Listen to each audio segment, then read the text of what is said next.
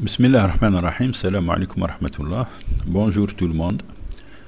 Comme je l'ai annoncé dans ma dernière vidéo, la fois passée, sur les moteurs pas à pas, cette deuxième partie sera consacrée au mode full step, ou le mode pas complet, et le mode half step. On a déjà vu ce mode wave step, c'est le mode pas simple, single step, où on alimente la bobine une par une.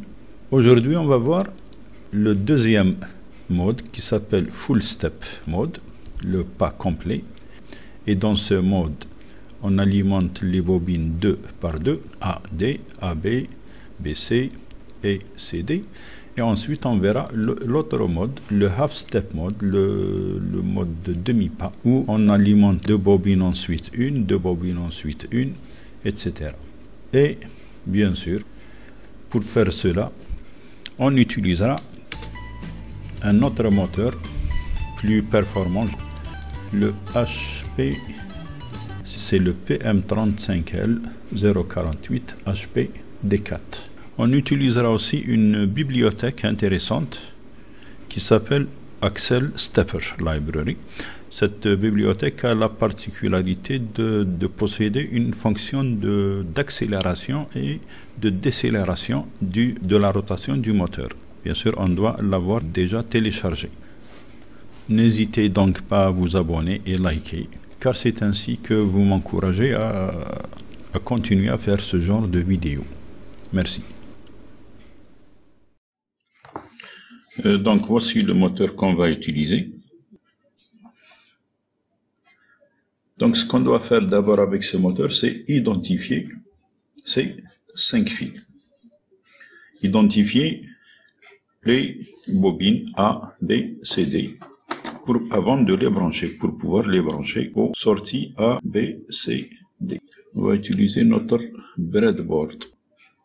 On dénude les fils pour pouvoir les utiliser dans le breadboard.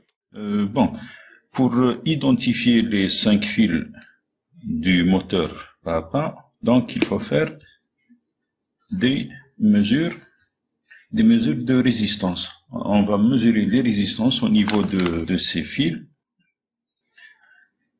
On sait que théoriquement nous avons 4 bobines, avec toutes les 4 bobines sont reliées en un point commun, le point central. Nous on va mesurer les résistances en ohmmètres. Bon, on commence n'importe comment, n'importe où. Et ici, qu'est-ce que nous avons? Nous avons 59, disons 60 ohms. Entre ces deux points, nous avons 60 ohms. Entre ces deux points, ici nous avons une bobine. Ici nous avons 2 bobines en série. Donc, le point central n'est ni celui-là, ni celui-là. Donc ici, puisque nous avons la moitié, donc nous avons une seule bobine, donc puisque ce n'est pas le point central, donc le point central c'est celui-ci.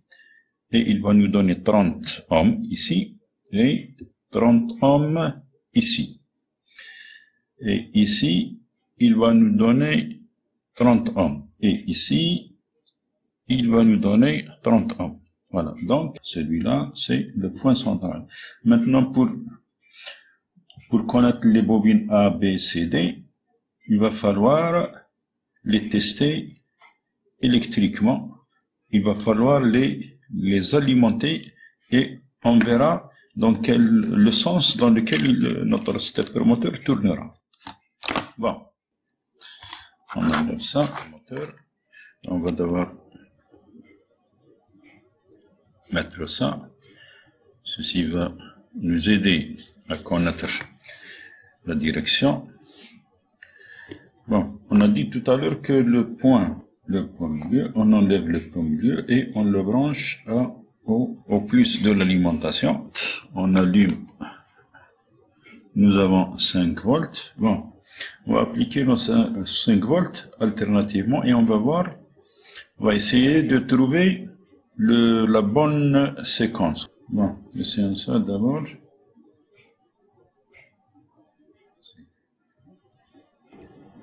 Bon, disons que ça c'est le A.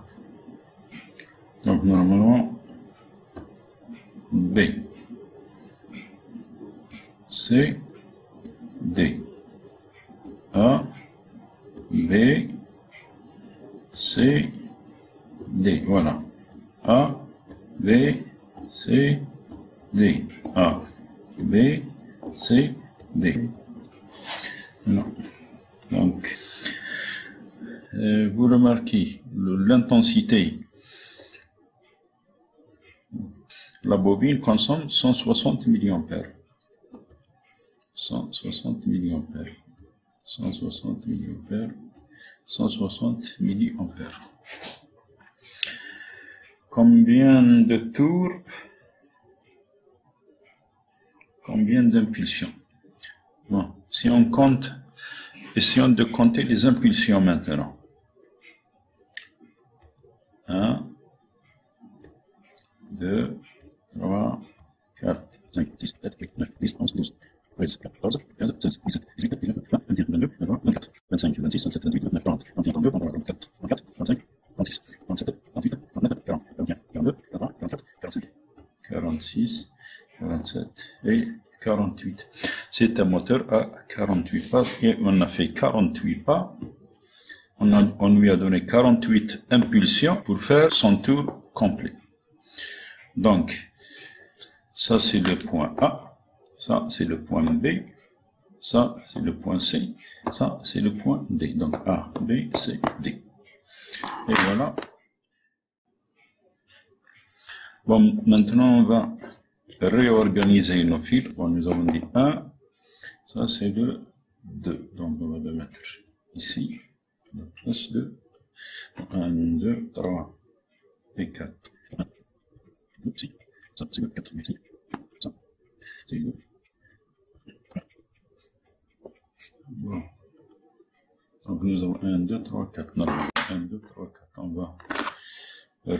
On va recommencer, on va refaire notre bon. A, B, C, D. A, B, C, D. On va renverser 4, 3, 2, 1. D, C, B, A. Voilà. Donc ça c'est counterclockwise. D, C, B, A. Et clockwise c'est voilà, A, B, C, D. A, B, C, D. Bon. On remarque aussi que, bon, celui qui est ici, il ne va pas bouger, il bouge. Il maintient sa position lorsqu'une de ces phases est alimentée. Bon, maintenant, place à l'Arduino. Maintenant, on va connecter notre moteur à l'Arduino. Comme la dernière fois, voici le schéma du branchement du moteur au module et du module à l'Arduino. Il est identique à la fois passée, sauf que cette fois-ci l'alimentation est différente. Elle sera égale, elle sera comprise entre 5 et 12 volts. Le programme qu'on va utiliser, il est assez simple. Nous avons les 4 entrées du module ici, branchées aux sorties de l'Arduino 8, 9, 10, 11. On définit 48 comme résolution de notre moteur, ce moteur qu'on va utiliser. Ce moteur ne possède pas de réducteur de vitesse comme la fois passée. Donc nous avons 12 comme cycle per rotation parce qu'on va utiliser 4 phases. 48 divisé par 4 égale 12. Phase delay, c'est le délai entre les phases. On a mis 500, c'est juste pour voir les phases, pour voir le clignotement des LED, pour pouvoir compter les phases du moteur, comme on l'a fait tout à l'heure manuellement avec la breadboard. On va lui demander de faire un demi-tour, c'est-à-dire on va avoir normalement 24 impulsions. Bon, les cycles à faire, donc c'est les cycles par rotation multipliés par ce nombre de tours, donc on va avoir 6 cycles pour le demi-tour. Dans le setup, on déclare les sorties et nous avons nos deux boucles, l'une à l'intérieur de l'autre pour faire ce demi-tour, pour faire ces 6 cycles. Et la fonction wave stepping qu'on va utiliser, qui comporte les 4 phases, wave stepping et extinction du moteur. Dans la loop, il n'y a rien à faire. Et ici, nous avons notre fonction wave stepping. La phase 0, on alimente la bobine A. Case 1, on alimente la bobine B. Case 2, on alimente la bobine C. Et case 3, on alimente la bobine D. Bon, essayons de vérifier d'abord avant le téléchargement. Donc c'est bon, il utilise et on télécharge. C'est téléchargé et notre moteur 1, 2, 3, 4, 5, 6, 7, 8, 9, 10, 11, 12, 13, 14, 15, 16, 17, 18, 19, 20, 21, 22, 23, 24. Voici notre deuxième sketch plus complet. Dans ce sketch, on va voir Wave Mode, on va voir Full Mode et on va voir Half Mode, c'est-à-dire le pas simple, le pas complet et le demi-pas. Nous avons les définitions comme d'habitude, ABCD au pin 8, 9, 10, 11, la résolution du moteur 48, etc. Avec tous ces commentaires, je pense que le programme est assez clair. Bon setup et nous avons les différentes fonctions dans la loop. Ici, if choix mode égale full mode, c'est ce qu'on va faire. Ici, nous avons if choix mode égale half mode, c'est-à-dire demi-pas. Et ici, nous avons if choix mode égale wave mode. Le choix, on l'a déjà fait ici. Choix mode égale, on a choisi wave mode. Donc, on a déjà compilé ce sketch. Voilà. Maintenant, on va essayer de le téléverser dans notre carte Arduino. Téléverser. Téléversement terminé. Bon, on allume. Voilà notre choix. Wave Mode. On voit ici que le moteur est très rapide. C'est à cause de quoi? C'est à cause de ce délai. Delay 5. Dans le sketch précédent, où on comptait les impulsions, bien sûr, on a mis à la place de 5, on a écrit 500. C'était un long délai pour voir les impulsions. Bon, on passe au deuxième mode. On choisit Full Mode. Copier et coller. Bon, on va essayer le Full Mode. On va voir ce que ça va donner à notre moteur. Voilà. Comme vous remarquez, il est un peu plus lourd que la dernière fois. Le couple moteur dans ce mode est plus important que la fois passée, que le simple mode, que le wave mode.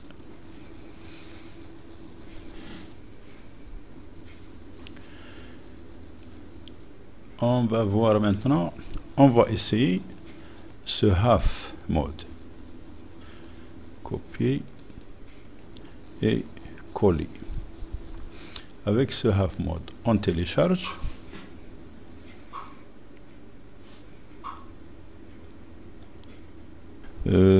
Ici, je remarque que le moteur semble plus léger dans sa rotation que la fois passée.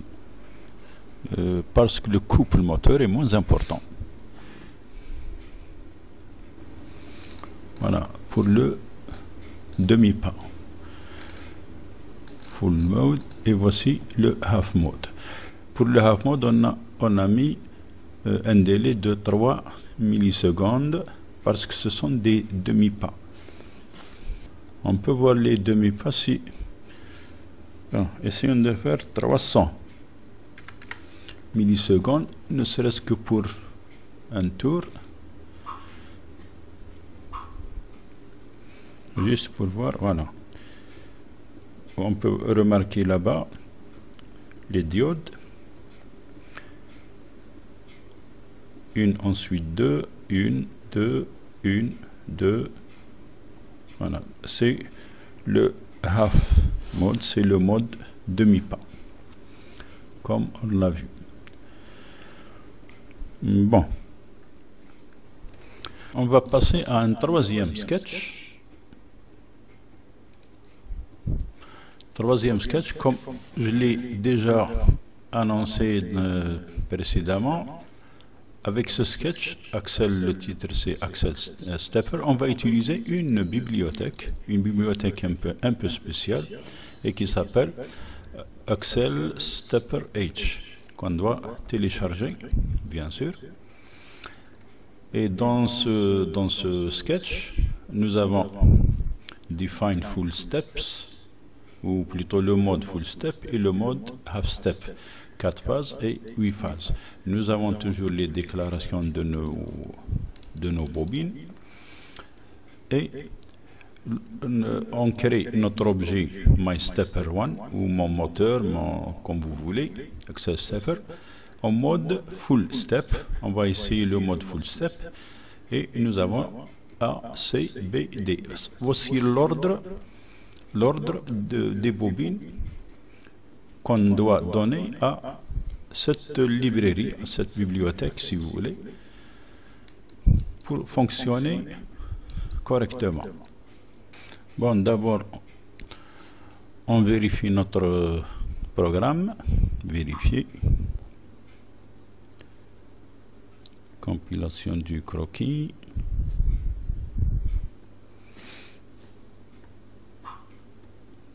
Ok, le croquis est utilisé. Donc c'est bon.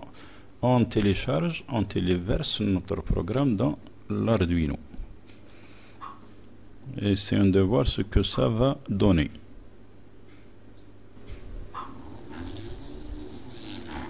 Eh bien,